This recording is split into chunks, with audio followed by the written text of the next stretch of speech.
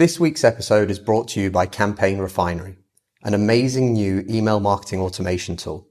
Look, in the world of digital marketing, there's a lot to keep track of. We all know this. As much as we're in love with social media and the power of social conversation here at Social Inc. and on the All About Digital Marketing podcast, we are well aware at just how powerful email marketing can be. Email marketing is not dead. In fact, it's never been more important to help you leverage your presence everywhere else into the one channel that you'll own, regardless of what changes Facebook, Twitter, or any other platform makes in the future. I've known the founder, Travis Ketchum, for years, and he's been a past guest on the podcast, episode 15 if you want to listen to it. I've personally used his other products before, and they've been fantastic. The amount of thought that he's put into each and every one of what he's created has been incredible. I'd highly encourage you to try their free 14-day trial at campaignrefinery.com to see what world-class email marketing automation can do for you and your business. Massive thank you to Travis and Campaign Refinery for their support of the All About Digital Marketing show. Welcome to the All About Digital Marketing podcast. The show all about digital marketing. Digital marketing. Digital marketing. Digital marketing. Brought to you by Social Inc., a digital marketing agency specializing in social media and content marketing for brave brands and forward-thinking SMEs. I'm your host, Chris Bruno, and as always, we're here to bring you the most actionable tips, tricks, tools, and insights to help you achieve more when it comes to your digital marketing. Subscribe to the show and be sure to share with a friend if you found something useful or interesting. You can find all the show notes and more information on www.allaboutdigitalmarketing.co.uk. Lyndsay, thank you so much for joining me today. I am super happy to be here, and I love speaking to a Brit, seeing as I was born there. Ooh, okay, we'll jump back into that in a second. But before we get started, Lyndsay, can you tell everyone who you are, what you do, and how you got here? For sure.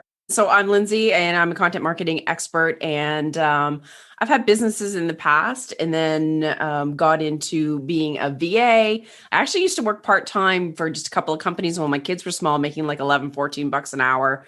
And I was like running someone else's business, and I'm like, I could be running my own.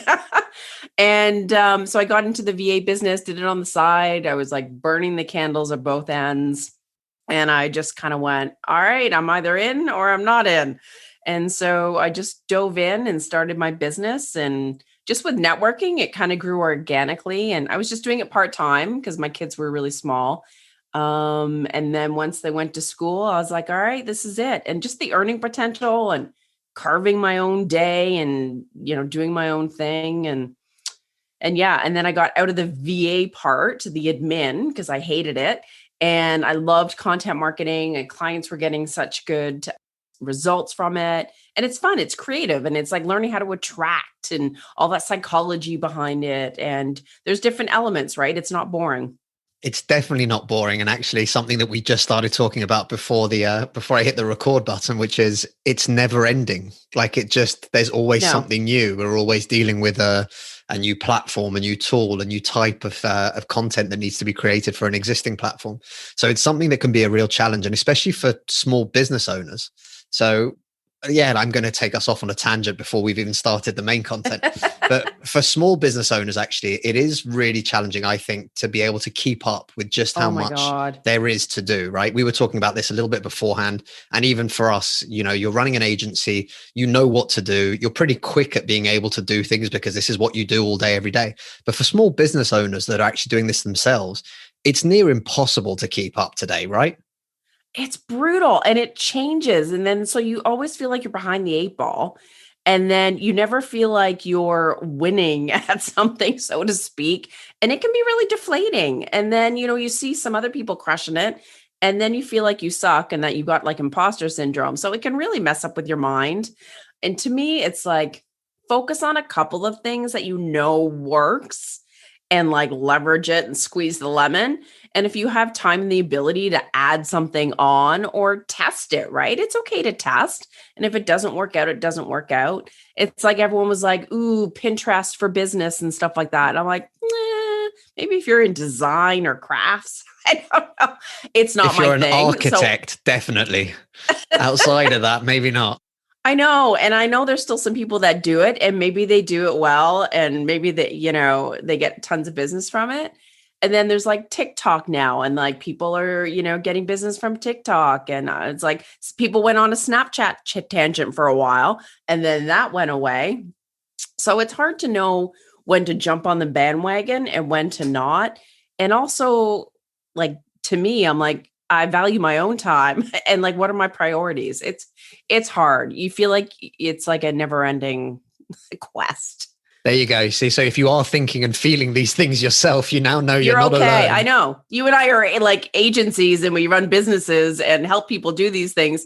And we still struggle with some of those things and it's okay. No one's perfect. No one has like the superpower of being able to manage and do it all.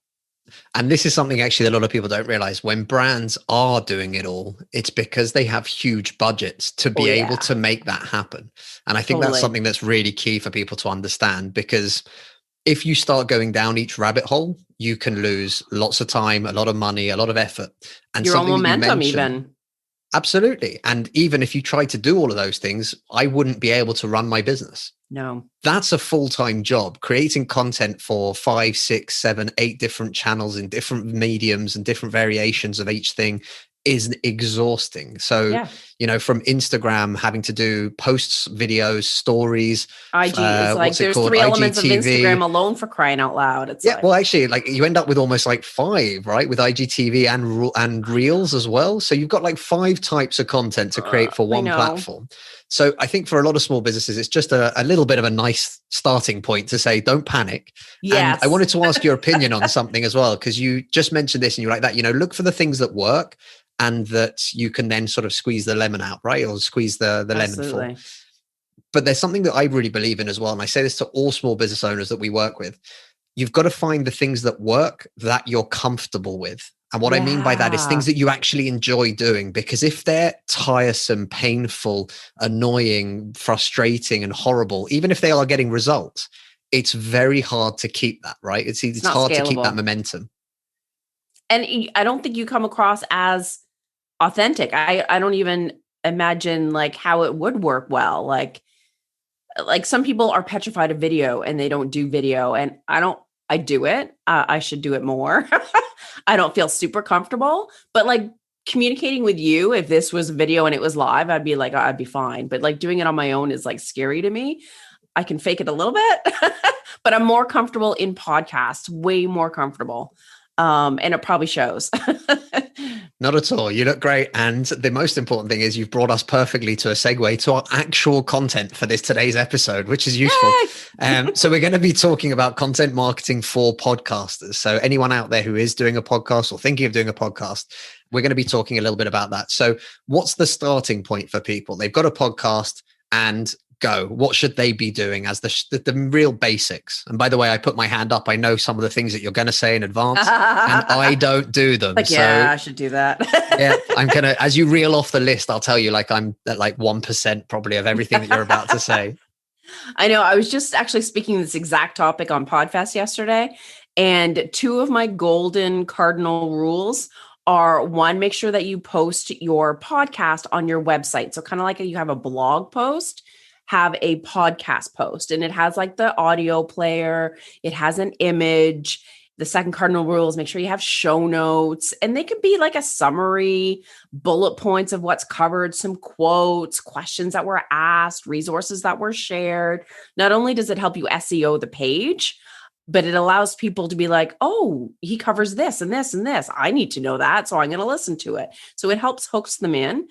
And it's also an opportunity for people to then go to your site so you can create more organic traffic for your site. And then obviously you want people to know about your services and your expertise and what you do. So they're going to naturally like, ooh, this person rocks. So I'm going to go check out what they do. And then also like call to actions right on the sidebar, or call to actions on the page. Like you want to convert them to get onto your e-list, and emailing is not dead. And because you need to nurture them.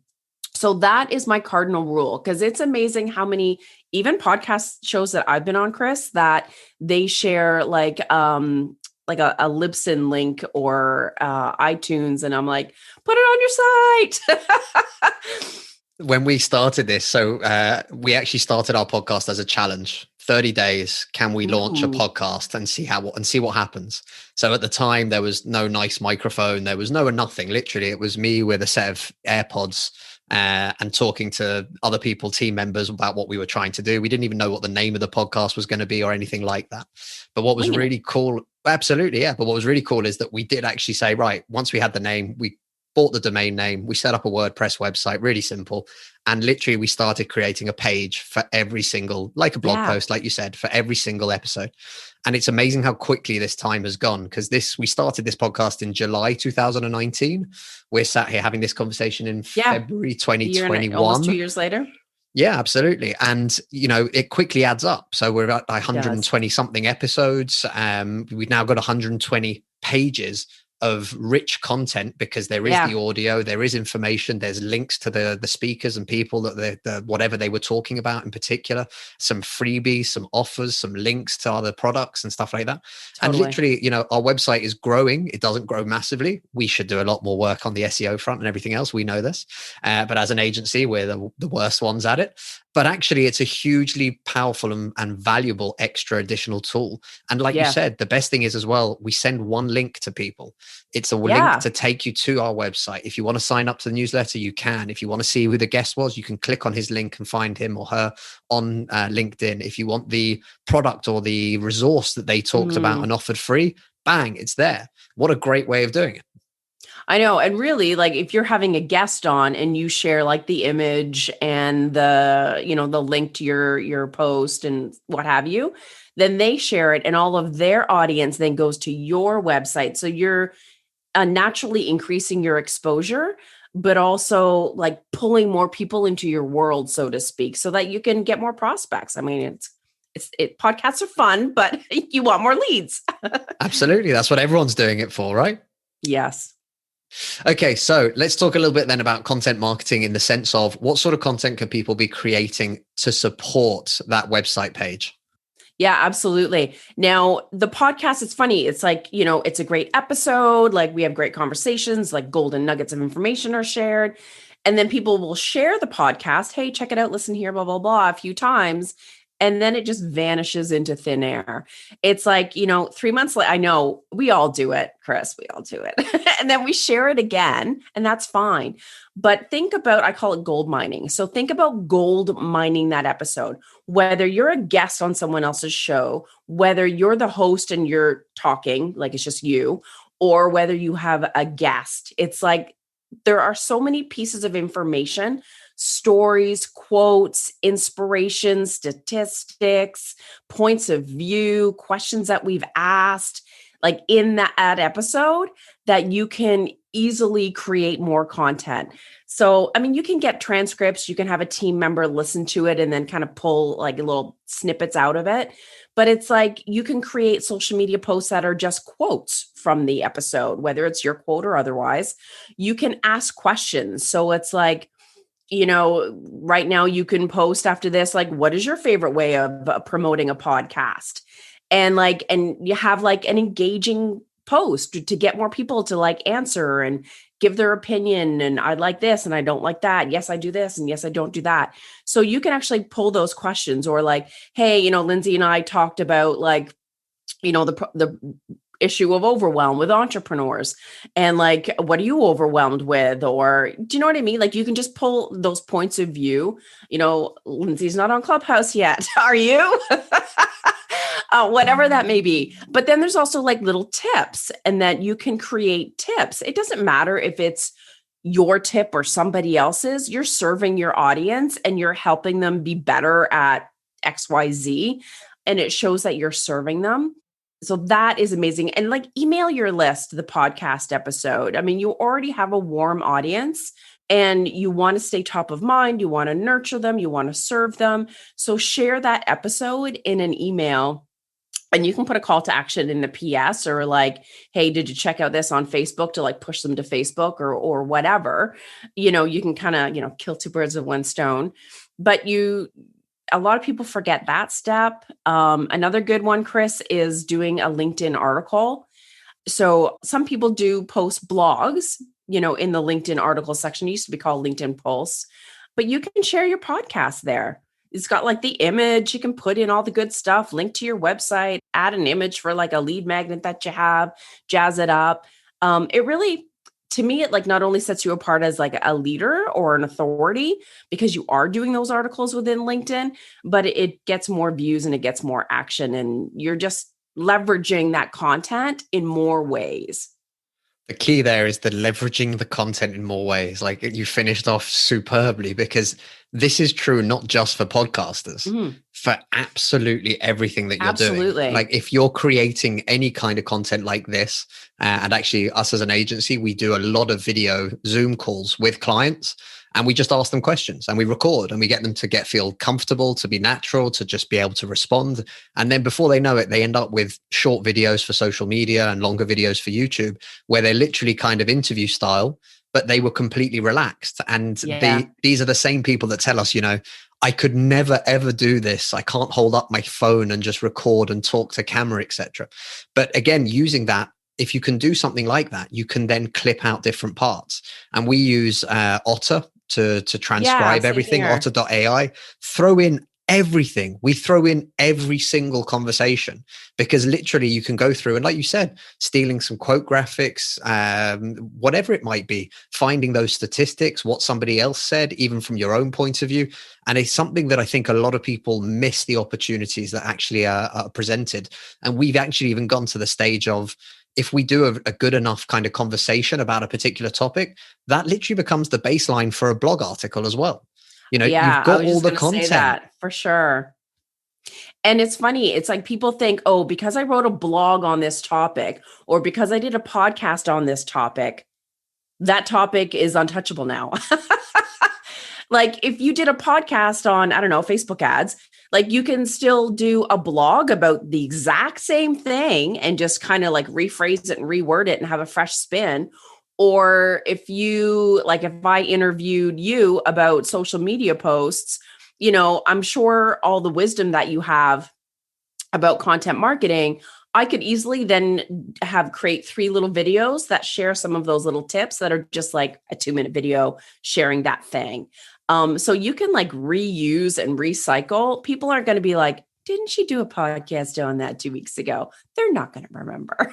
No offense. It's quite funny, actually. It's quite funny because I agree with you 100%. Most people won't even have seen it. So don't panic or worry about that. No. But I have one example of very recently, we're working with a fintech company, and they have a very, very dedicated community because they're invested within the actual project and stuff. And literally we reposted and reshared a video that had gone up on YouTube, but we then also put it up natively onto Twitter. Perfect. And we had this one guy go, I've already seen this video. Why are you reposting ? Oh my God. And it was interesting though, because the owner was like that. Oh my God, the community. And I was like, that's not the community. It's one person on Twitter. I was like, that. What do we do about this? We ignore it. The guy is nothing. It means nothing. Like just move on. It'll be forgotten tomorrow. But yes, I do agree. Most people won't see your content. Keep sharing it. And again, this is another thing that's really important. And again, I'm really bad at this for the podcast, but as an agency, we're slightly better. But actually, when you have created content, time goes by and you go, well, that's irrelevant now. And it's not. Older content that you've made, if it's talking about principles, unless it's really super time specific, like you're commenting on a football game or something like that, guarantee you I've had conversations like this talking about repurposing content that you can go all the way back to the very beginning of the podcast and still reuse some of those pieces. Absolutely. And still, if you haven't ever done this, take the transcript of older episodes, turn those into blogs, give it a new fresh purpose. All of those things are great ways of doing it. And they're hugely time convenient. You don't need to sit there and think about what ideas to do next. Blogs and be like, because sometimes your brain thinks differently on different days, right? So what I pulled out when it went live or what my team member pulled out would be different than what I see. And so, yeah, I'll scroll through and I'm like, okay, what am I doing next month? And then like, I'll just pull little bits, go into Canva and do my thing. And then it's all good. So what are some of the tools? This is a nice little one because you've just mentioned Canva, but what are some of the tools that you recommend for small businesses, especially to be able to use to create new types of content? Canva is the bomb diggity. It even now schedules social, although you can only do one at a time and it's a bit glitchy, but I thought, oh, that's kind of handy for some people. But you can like create like little videos and moving images and your Instagram stories. Like you just click resize and then like, ta-da, and you just kind of adjust it. So you don't have to like recreate the wheel. And their templates are awesome. My other favorite tool is repurpose.io. And he's another Canadian, Hanny Mora. And so, like, let's say if you go live on Facebook and you interview someone live on Facebook, even better, Repurpose will push it to YouTube so you can take advantage of your, YouTube rankings and audience and subscribers and stuff. It pulls out the audio automatically into Dropbox, so then you can use it as a traditional podcast. It pushes to like a Square version where you can kind of like edit some things, again, connected to Otter and pull in those captions. And then also an IGTV version. So then you're like, and it's automated. Like you just have to do a few tweaks and pull it out and then create the posts. And it's like dirt cheap. And so you're leveraging that one live Facebook and you're, making Facebook algorithms happy. And then you're repurposing it in so many different ways. It's a huge, again, like if anyone's listening, if you can use one piece of longer format content to make 10 smaller pieces of content, that will always be 100 times faster than trying to come up with 10 ideas for short, simple. I know. And the key, if it's going to be easy and you get on like a system, like we have like, okay, the first week of a month, we get the articles. And then the second week, we create all the social and splinter it and blah, blah, blah, and create the graphics. And then we proof the client and then we schedule it, rinse and repeat. And then, so it's like you're on like a total routine and you have a system. And if you have a system where you take that long form and then splinter and do all your automating and, gold mining, then it becomes like a rhythm and you're not like stuck and you're consistent. Because if you're consistent, you're always top of mind. People are like, oh my God, you're everywhere. And they just like, they think they know that you're professional and that you're like trustworthy and that you're consistent and that you're, an authority in your space. And it builds your authority and your credibility and exposure so much faster. It's when you're inconsistent that it's like things just kind of, and I've been there. I've been inconsistent. We all tell have. anybody. Yeah. We all have. Like straight up, put your hand up. And especially this last year. I know. This last year has been crazy. But, to keep up a level of enthusiasm and motivation, I'm currently I think I'm like 7 weeks into a complete lockdown for this year here in the UK. This has been hard. I've had a couple of weeks where I've just been like that. I'm out. I can't deal with everything. Brain I can't fog. keep going. I can't keep pushing. Yeah, It's absolutely. So it happens to everyone. But the good thing is though, that if you do take that time, retreat, step away, plan, but like you said, plan for in a systemized way, something that allows you to continue to be consistent. I say this more than anything, turning up is as important as whatever else you're doing. I know. And literally, it doesn't matter how fancy the graphics look or how cool and expensive your video was. One video, one random post, never to be heard from again, is not going to cause any impact or not create any impact. However, turning up every day and lo-fi quality video of you talking to your phone every single day about how somebody can do something, that's going to bring 1,000 times more value to your audience and build that audience. Absolutely. Consistency is like my favorite word. So I need to be more consistent. Anyway, that's another topic for another day. So what are some of the challenges that people face when it comes to marketing podcasts, especially at the moment? There's a lot of talk, you mentioned like email marketing is not dead. I agree with you completely. Podcasts aren't dead. It's a growing industry, but people are saying, it's very challenging to actually get to that next level and to get to that next level of growth. So what are some of the challenges and how can people overcome them? Now, here's the thing. I think it depends on what your level of growth and success in podcasting is and what your goals are going in. Some people go in and they think, oh, I'm going to put out these podcasts and I'm going to have like thousands of subscribers. I'm going to get sponsors. I'm going to monetize it. And like, it'll pay for the podcasting. It's like, it's such a rare scenario where that happens, in all honesty. And it's like, you can get hung up on the numbers and it like, make you go a little bit nutty. I honestly don't even look at my numbers. My team gets them. But to me, it's like, if I'm meeting with someone and they're like, oh, I've seen you on the podcast and blah, blah, blah, then I'm like, great. My authority is made. It's going to be easier to, in business terms, convert them to a client because they already see me as an authority, credibility, my worth, my value. And then it has generated leads in regards to prospects. So more people to nurture. So it's grown my e-list, and it has provided me with being on summits, being on Podfest, speaking on stage. It's like, there are all these like stepping stones for building that authority so that you can be a well-paid authority and kind of like, take your ideal client like up a notch, so to speak, so that you're not working as hard to get new clients, if that makes sense. So it's like, you have to think about like what your goals and what your reason is for going into this, because it can't be about monetizing and like, okay, I need 1,000 downloads per episode kind of a thing. And honestly, Chris, it's like, for me, it's like, which I didn't go into, is that the relationships, like talking to you on the other side of the earth, like that's the coolest thing ever. And like some of the people that I've chatted with, like we still have friendships, or like we've referred other people to each other, and just kind of like that, the partnering and relationship building. It's like, you can't discount that. I agree completely. And it's something, so two sides of it. One, the people I've met by doing this podcast has been incredible. I've then had the opportunities to collaborate on other projects. We've done other videos together, live events together, all sorts of other things. And then the number one thing that you said there that was about the goals, like what are the goals for what you're doing? And I think this applies to absolutely everything. And I think especially small business owners lose track of that. So when I meet people and they say, yeah, we're on YouTube, we're on Instagram, we're on Facebook, we're on LinkedIn, we're on Snapchat, we're on TikTok, what are you doing? Like, what's the plan here? What's the goal? What are you actually trying to achieve? And they're like that, money, I got to make money. Okay, great. So how do you currently make money?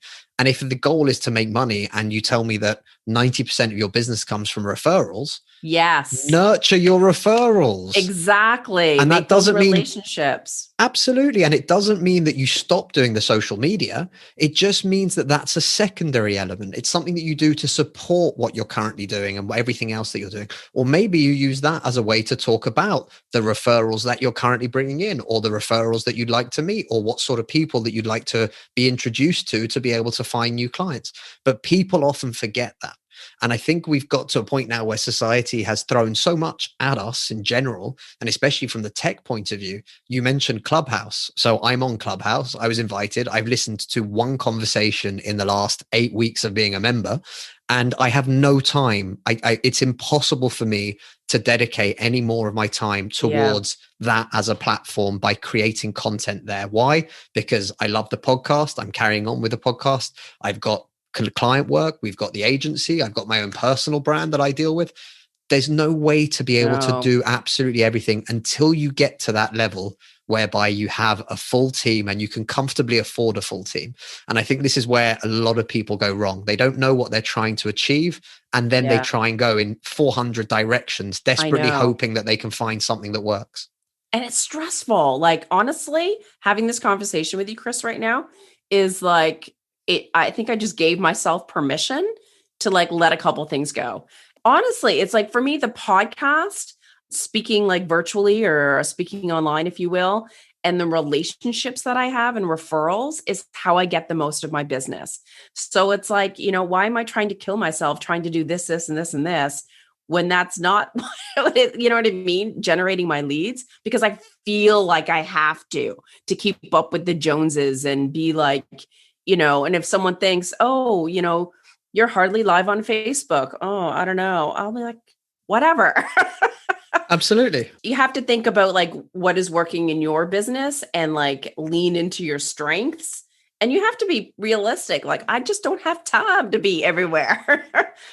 That's the key thing. It's time. It's the one resource that you just can't buy any more of. So there's only so much we can do. And especially when you are a small business owner, this is the biggest thing, right? And we encourage all small business owners to put themselves forward, show who they really are, because 99.9% of small businesses, it's the owner that makes the difference. It's the owner that gets the sales. Yeah. Whatever brand and logo you created, it means nothing really. It's just like a secondary piece until you start. Shoulders. Exactly, but it is. And people will want to do business with Lyndsay at first. And then once Lyndsay's company is bigger, and once that company sits like, with multiple people, and actually their first points of contact to different people, and different people are creating content for the company, etc., then people get to know other parts of that business. Mm-hmm. But in those early stages, it's literally just you, and you are the keystone for everything happening. So it's impossible to do all things. It's impossible to be everywhere at once. At some point, things are going to start to slip through the cracks and fail. Ooh, yeah. And at that point, you have to be okay with it. And it's something that's quite hard, right? It is hard. I'm the first to be okay with it, but yeah. I know. End you up feel sort guilty. Absolutely. End up giving yourself like a bit of a talking to and saying like, that's not okay, right? You need to be doing better. But the reality is I've learned more than ever, especially in the last 12 months, your mental health and your headspace is so important. And one of the key ways to lose that, at least for me, has been not giving myself any time to be able to stop, to rest, and to also think. Because we get so busy, and if you keep following up with everything, if you're on LinkedIn and Twitter and Instagram and all the rest of it, all of these platforms have added new features. All of those new features need new types of content, and it's all new sizing and everything. So you've now doubled down, tripled down, quadrupled down on the work you have to do to just maintain those. And actually, at the end of it, you're doing all of these things because you have to use the new features. And then actually you stop and you look, and you kind of one day get enough headspace to be able to actually look at the results, and you go, wow, none of those things are bringing in any of the business. So why don't I just keep those going to keep a supporting kind of profile, so that when I do meet people, or when I am introduced to people, they can check it out and they can see who I am and they can understand what we do. But actually the bulk of my business comes from YouTube, or it comes from nurturing my email list, or actually it's because of that lead magnet we did. The rest of it's just fluff. And actually doing that, it just gives you enough room to breathe and to work on the business as well as in the business. I know. And that is so important. And it's hard to let it go. It's like when you see, other people or leaders and speakers and, famous entrepreneurs, if you will, that they're doing all these things. And so if you want to be seen as an authority, you sort of feel like you have to measure up, like perception, right? If they don't see me doing these things, are they still going to see me as a leader in my space? And it's like, it's so hard to let that go. Like it really is. And just be like, I'm crushing my own space. Why do I have to crush everybody else's? To be honest with you as well, again, it's the whole, and I think you mentioned it there, was sort of the famous entrepreneurs. And I think we can all agree there's one in particular that he divides everyone's opinions, but Gary Vee. Yes. And he is everywhere all the time. And he's telling everyone to be everywhere, to do everything. And it's impossible. There is no way I could not do the same level of content creation, and I've got 3 or 4 people behind me that could help me, but I would not be able to keep up with their level. But it also would cost you money. It would cost me a fortune, and the amount of time would cost me even more money, and the inability to then have conversations with my actual network would mean that I'd start losing potential revenue. So it's near impossible, but something that they don't talk about enough. And it's something, I think Gary Vee's got a lot of positive about him, and I like the fact that he's constantly banging a positive drum. But there's something to be said with, oh, you got to jump onto Clubhouse as the example, or you got to jump onto TikTok. When all these platforms arrive and you've already got an established 2 million people audience on your Instagram, your Twitter, or whatever it might be, and you say, hey guys, I'm going onto my Clubhouse, I'm going to be talking and one thing or another, you bring an audience with you. If you've currently got an audience of a few hundred or a few thousand, you're not going to bring those people with you. There's not enough mass market to be able to bring those audiences with you, and they're too small to make an impact. So focusing on actually building the platform where you feel most comfortable, where you feel most at home, where you can start to see results in the way that works for you, that to me is a far healthier way than trying to spread yourself over 400 different things and trying to do everything and trying to make headway on so many different directions that you wouldn't even know if it started working in the end. I know. And it's funny because one of my team members, I don't know, he did a couple of social media posts a certain way. And I'm like, oh, that's not how I would do it. And then he's like, oh, I was looking at Tony Robbins and he does it this way. I said, Tony Robbins could post a picture of a toilet and it'll go viral and have like 1 million comments. It's like, you can't necessarily follow or like see the strategies that like Gary Vee or whoever are doing and then copy it verbatim, because it's a totally different situation. Absolutely. And it's actually even copying it, right? Because it's not who you are. Yeah. It's not going to have any impact. So just, like watching a Gary Vee video and going, I'm going to talk about the exact same topic that Gary Vee did, and I'm going to do it in the same way as he does and talk the way he does. None of that's going to make any impact on your audience. And in fact, if anything, the people who do know you are going to be like, that, what was wrong with you in that video? Like, were you drinking? Yeah. Were you drinking? Like, and that's one of the things that's the hardest way. Gary Vee became Gary Vee, is Gary Vee. That's it. It's just his way of doing things. If you want to do it, you've got to find your way of connecting with people. You've got to find that core audience that's going to help you at the beginning. And again, that core audience should include your raving lunatic fans that actually buy from you, that actually want to buy from you. Absolutely. And it's like, I always say too, is that their target market or their avatar and also their superpowers are different than your superpowers and your avatar. So you can't necessarily take what they're doing because you're attracting a totally different avatar. You have different services. You have your own uniqueness that is like not the same. You can take like ideas of like strategies, like, oh, this person goes live on Facebook and then uses repurpose and blah, blah, blah, blah. So you can take those, strategies, but then make them your own, but also think about like, is it really going to work for my target market of who I want to attract? And it's like, even with podcasting, Chris, it's like, if you're on a podcast show and you're getting a ton of leads, what if those leads are like, they're totally like not your avatar, they're not buying your stuff, then what's the point?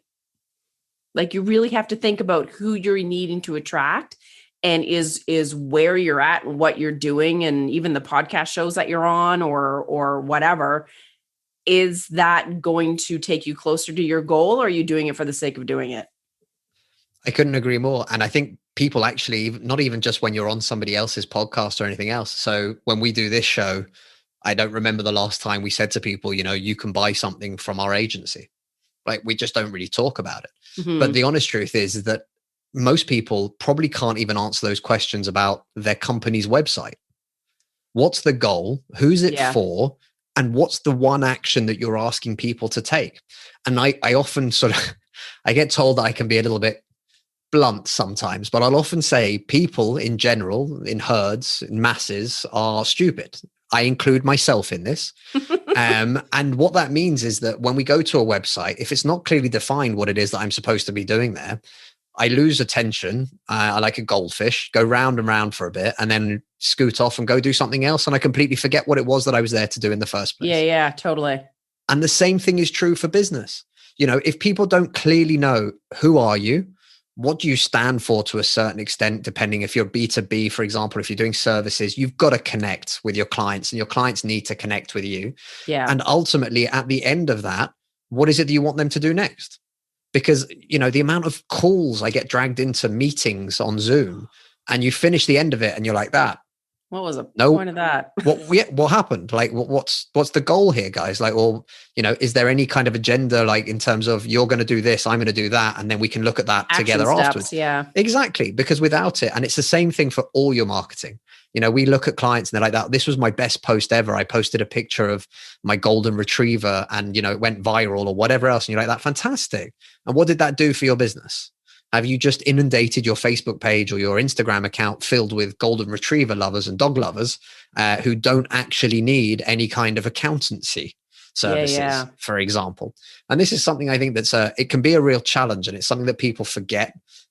Everything you're doing should have a purpose in your business, in your marketing, everything. If it doesn't have an end goal and you can't see what that is, and you can't make sure that it really takes you towards that goal, chances are you could probably scrap it and it wouldn't make any impact on your business at all. Totally. And it's being intentional and having a clear idea of what your client journey is.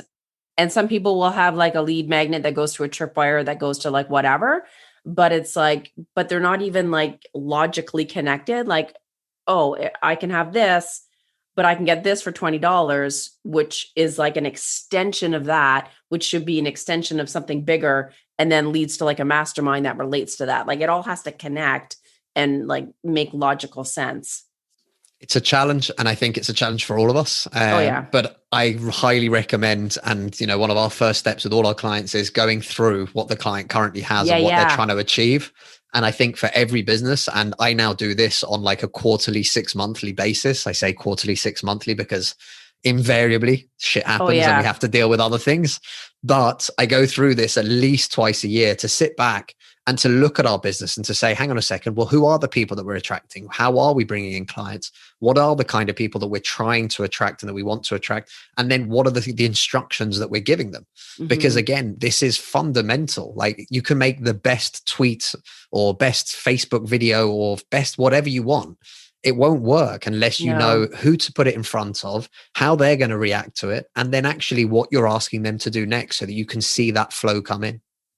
Yeah, absolutely. I couldn't agree more. And you need to like pause and take that time to reflect and really look at like what is working and kind of like sign up for everything. And like, does it still make sense? Because your business morphs and it changes. And like even your message sometimes changes and your offers change. So it's like, what you built 2 years ago might not make sense today. So you kind of have to like it's a pain, but you have to like go through that process. And I'm like, sometimes some of the old branding will still be kicking around. You're like, oh, snap. Yeah, you need to just kind of do like an audit. Absolutely. And literally do it yourself. Do it on yourself. You don't have to pay other people to do this. But like you said, even small things, right? We'll often go into our website and be like that. Jesus, we've still got this knocking about. Or wow, this link. Everyone. Yeah, absolutely. And again, it's something that, if you're finding it, other people are finding it. And that means then that other people aren't getting in touch with you or aren't finding that next step to what they need to do because it's not clearly defined. Yeah, absolutely. Awesome. Lyndsay, I've really enjoyed this. Thank you very much for coming on the show. It's been like therapy for me. Basically, that's what this show is now. It's just me unloading and talking about what's going on in our agency, and you can do the same. Tune in next week for a Dr. Phil kind of special. Anyway, where can people find you online, Lyndsay? How can people connect? They can go to smoothbusinessgrowth.com. And of course, if they go to free resources, if you are looking to have a podcast, there's a free launch guide and also a podcast promotion guide. That would have been really useful to me like a year and a half ago. We just made it up as we went along. But we're still here. So something went right. There you go. Thank you very much again, Lyndsay. And I will speak to you soon. Thank you so much, Chris. The All About Digital Marketing podcast is brought to you by Social Inc., a distributed digital marketing agency specialized in delivering results through online campaigns. Whether it's content marketing, social media marketing, online advertising, or web design, we've got you covered, from strategy through to delivery. If you're struggling with your digital marketing, get in touch today by simply visiting www.socialinc.co.